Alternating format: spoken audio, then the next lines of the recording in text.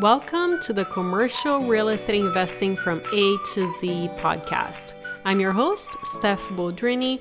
We provide straightforward information by bringing excellent guests with real-world experience in all topics related to commercial real estate investing. And in today's episode, we are learning how to underwrite a self-storage deal and how to look at an OM, an offering memorandum.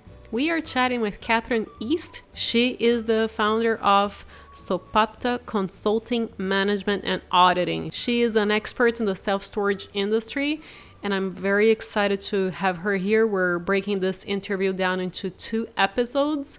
Here we go. Kathryn, thank you so much for taking the time out of your incredibly busy schedule. I know you are managing a billion different things, so I really appreciate it.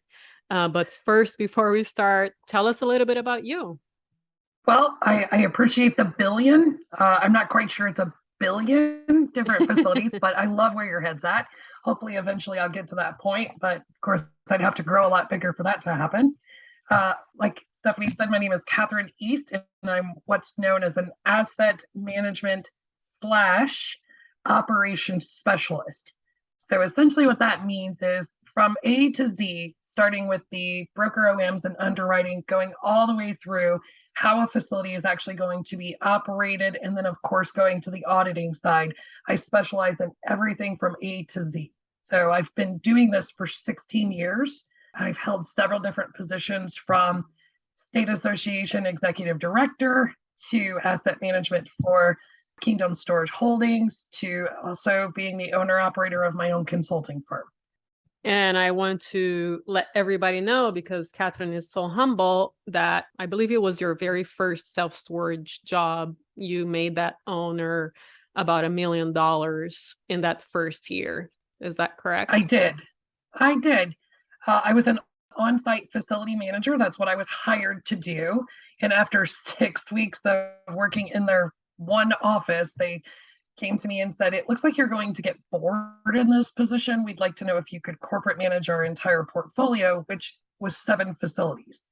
And they were bigger facilities. They weren't, necessarily the under 200 model. They were more like 300 all the way up to 700 units. So I was able to get in there and really start developing the systems of operations that needed to be put in place. A lot of people call those SOPs. That's fine. Call it whatever you want. The fact of the matter is that company still uses those models today in order to generate the income production that's needed to sustain a portfolio. Amazing. So It's with fun. that in mind, hopefully we'll have Kathryn come back to cover, a variety of topics. But today we would love to underwrite a deal together and see where her mind is at when she gets an OM. So I will let you take it from here, and let's see where this goes. Perfect. It's always so fun to talk about this topic because, of course, most of the time what I get in my email inbox are what we call leads. Of course, deals are made. That's period. End of discussion. Nothing that comes over my desk is a deal right when it hits there. I wish it was. But in order to create the cap rates and the profit analysis that's needed for specific clients, I have to underwrite these very carefully. Coming from a broker, I love this. And the reason that I love it is because generally they have 95% of the information in the broker OM that I'm actually needing. So the very first thing I'm doing, I'm looking at the pictures. Sounds very elementary, and I get that, but I need to see the property from their eyes. Keep in mind, those pictures are designed to actually make the property look better than what it is. So there could be some filtering that's going on there. We've seen that several times, haven't we, Stephanie? We have. Yeah. But the whole point and purpose of that is to just kind of see what the general condition of the property is, because I have to know directly right off the bat how much Capex I'm actually going to have to put into this property. That's directly going to affect my evaluation. The next step for me is to enter the numbers exactly as they're stated on the offering memorandum into Evaluator. The reason that I'm doing that is because I need to see from the numbers that they provide how accurate it is to get that price point that they're looking for. Most of the time, brokers are cap rate driven, and So if I'm looking at a property that says they want 1.2 million at a 6.5 cap rate, I need to determine whether or not, based on the information they've provided in their current analysis column, as to whether or not that's realistic. And of course, we all know that as interest rates go up, cap rates go up, things fluctuate. It's a cycle, period. But when I'm looking at those numbers, I'm trying to determine whether or not it's a fair asking price. A lot of times we'll find just very small issues in the underwriting on the offering memorandum. And of course, that leads to questions for the broker so that we're able not only to decipher whether or not they're necessarily a self-storage broker. And believe me, I love my self-storage brokers because their underwriting is quite impeccable, but they often underwrite and price for pro forma. I have a quick question on the cap rate. When you see a broker put projected cap rate year 1 or 2 and not the existing cap rate, what do you think about that? I think it's a pipe dream. It's a rainbow with a unicorn at the end of it shooting out Skittles out of we all know where. First of all, don't buy off of a cap rate. It's never going. You can determine what the value is on your exit strategies on cap rates.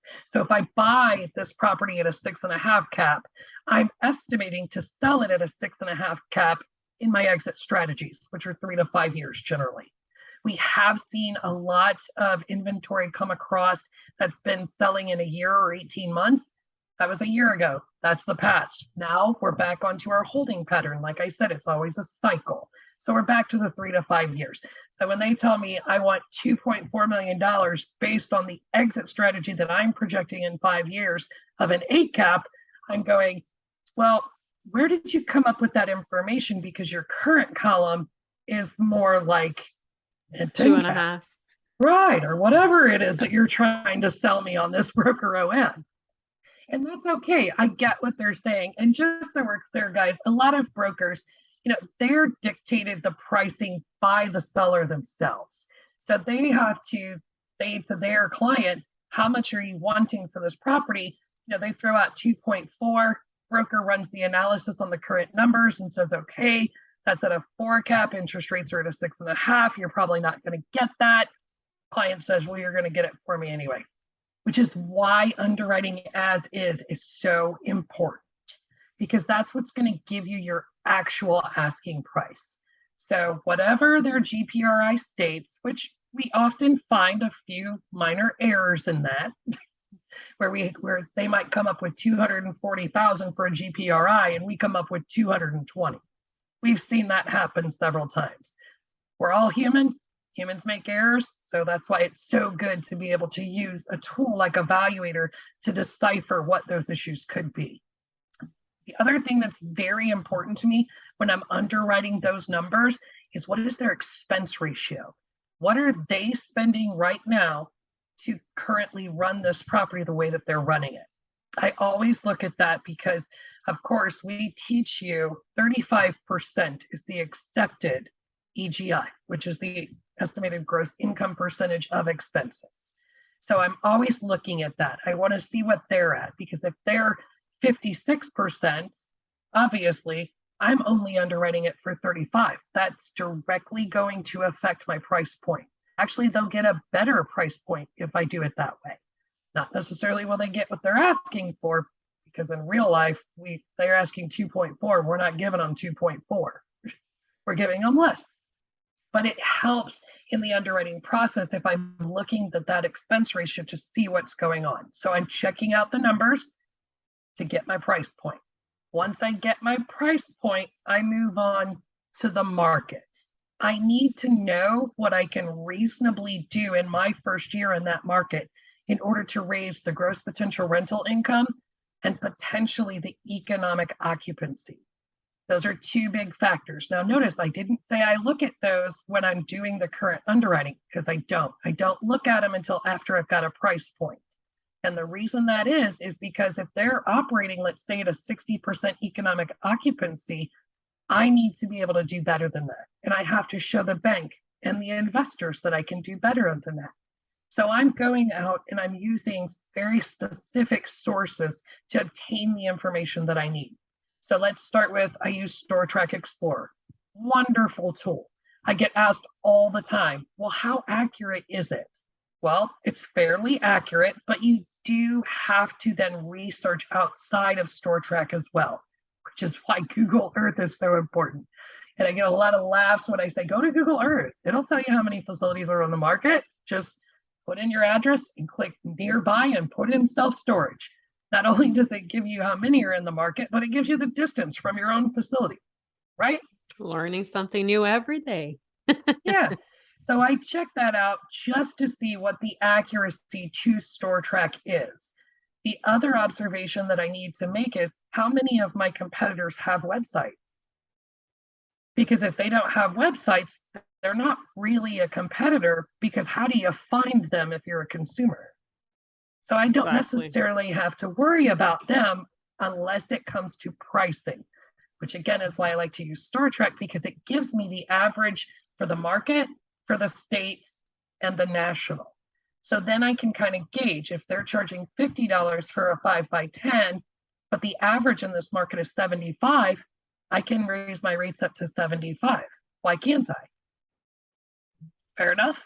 Very fair. Yep. So I'm checking rates to see where I can raise not only my GPRI, but I'm also looking for how am I economically going to be able to make that happen. So then I start looking at resources. City Data USA is a great resource to determine things like average household income in a market, poverty level, housing investments, how they've grown over the past 20 years. Me personally, I like to see it at least double. So if the market is not sustaining at least doubling in the housing market, then I tend to look at it a little bit differently, because I need to know that not only can these people afford the rates that I'm about to charge, but is this a growing market? Population, that's a big one. It's not so huge though. If I have a market that's basically stagnant in population, but the housing market has grown in value and it's low poverty, then I'll still look at that market, especially if I can raise rates. So that's a huge thing. I want to know where I can grow. That's my add value. In the broker OM, are they implementing any type of tenant protection or income, other income streams? If they're not, I'm able to then do that in my year one. City Data USA is great for that kind of information. World Population Review is great for that information. And then there's also Data USA. So all three of those combined will give you a good sense of what that market's actually doing. If I can't find that information, you'll never believe what my next step is. Go into the county website. Who's pulled permits and for what? Because a lot of times what I'll see is like housing developments are going in and apartment complexes are going in, or Amazon pulled a permit for a huge building that they're about to build. And so if that's the case, I know that not only is industry growing in this market, but Amazon Prime buildings, they employ like up to 1,500 people. That means people are moving to that area. So I know it's a good growth market. By the way, when I'm looking at this market, if I look and the graph immediately pops up on Google that it's nothing but a sharp decline, I'm out. I'm running. Because that means people aren't coming to that market. They're running away from that market. Unless you can prove to me that there's something coming to that market that's going to significantly increase that population, where am I going to pull my tenants from?